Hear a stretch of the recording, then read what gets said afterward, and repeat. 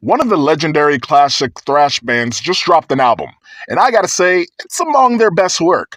The riffs are ferocious, the songwriting is anthemic, the vocals haven't lost a single step, and it might end up being one of the top albums of 2026. Creators Crushers of the World is awesome, and you should definitely go listen to that record. You'll have more fun with that than the new, self-titled, and supposedly final album from Megadeth. The singles leading up to the album's release didn't breed much faith. Lead single and opening track Tipping Point was alright. Pretty impressive guitar work, as to be expected from the band, but the production lacks oomph. The lyric and songwriting feels kind of bland, and Mustaine's vocals are really sounding aged at this point, and lacks the venom a track like that needs.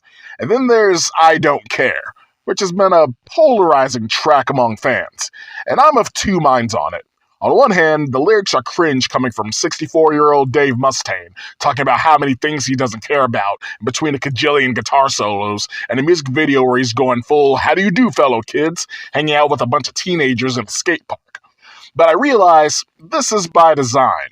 Mustaine doesn't take himself as seriously as many of us thinks he does, and it's entertainingly dumb. Same goes for Let There Be Shred.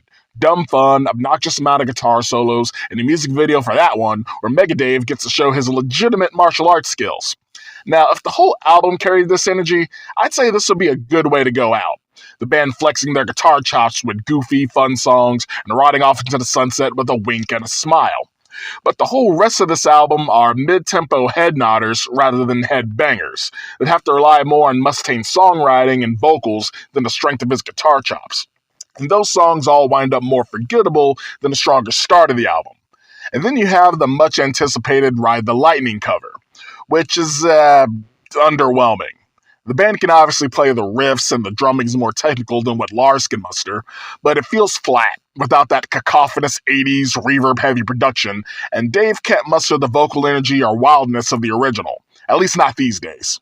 In the end, Megadeth ends their discography not with a bang, not with a whimper, but with a shrug. Not good enough to match the heights of the band's legacy, but not terrible enough or out there enough to be embarrassing. I give it okay 3 out of 5. What do you think? Leave an answer down in the comments.